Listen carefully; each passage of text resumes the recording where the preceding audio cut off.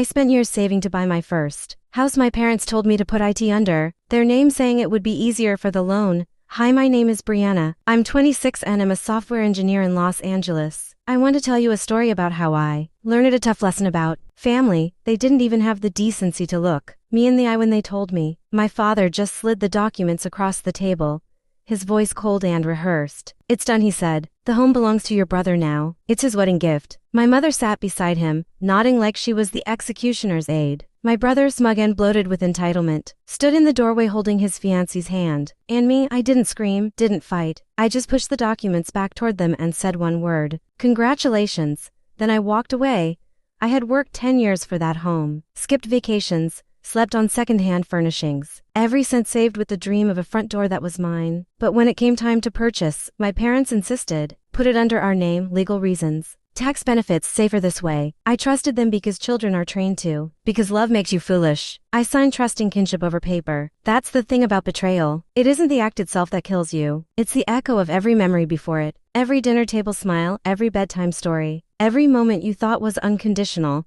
The calls started 6 months later. At first, I let them ring out. By then, the home wasn't mine. By then, I was a ghost. But their voicemails piled up like debris after a storm. Your brother's having trouble with the mortgage. We need your help. Just until things stabilize. You're being selfish. He's family. That word had been hollowed out the day they handed him my life. So I listened, quiet and patient, and I began to strategize. Revenge isn't rage. Revenge is a calculation. I started with information. County records, property filings, bank liens. My brother wasn't just struggling, he was drowning. He refinanced twice in 6 months, bleeding cash to impress his new wife, throwing parties in my living room, parking leased vehicles in my driveway. The house, the one I purchased brick by brick, was days away from foreclosure. That's when I moved. I met with a lawyer, a real one this time. Not the whispers of legal reasons my parents had spun. We mapped everything: the purchase, the title transfer, the debt trail. The truth was simple. My brother had no equity. My parents had given him a time bomb, and I had the money. Years of saving hadn't vanished when they took the house. I still had discipline, control, patience. I let the foreclosure process inch forward.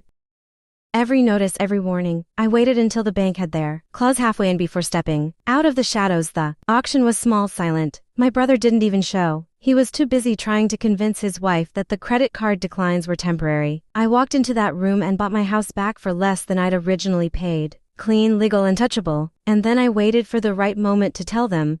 The call came on a Sunday. My mother, her voice trembling now, not commanding. They're taking the house. You have to help your brother, please. I told her I would come over. That night, I drove up the driveway. My porch light glowing like a signal fire. My brother opened the door, pale and frantic. My parents sat in the kitchen, at the same table where they'd once stripped me of everything. I bought it, I said simply. They stared at me, not comprehending. The bank auction. It's mine again. My brother's face twisted, first with rage, then disbelief. My mother's eyes filled, not with guilt but fear. My father finally asked, almost whispering, "You planned this?" I leaned against the door frame, letting the silence crush them. "I didn't fight when you stole it. I walked away. But this house was never yours to give." My brother tried to shout, to bargain, to threaten, but it was pointless. His debts were his own. His name carried no weight anymore. Legally, he had 30 days to vacate. I gave him 10.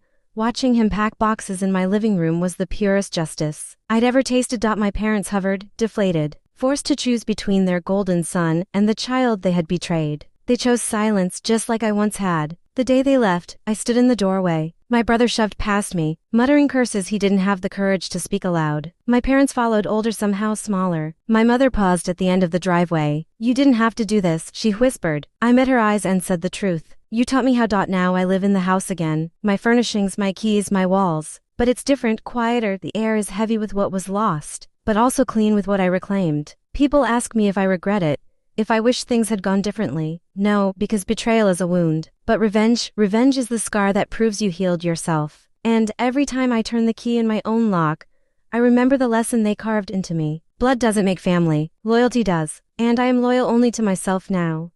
Wait, don't just scroll away. Hit that subscribe button before the ghosts unsubscribe you from life. Only on Home Exposed.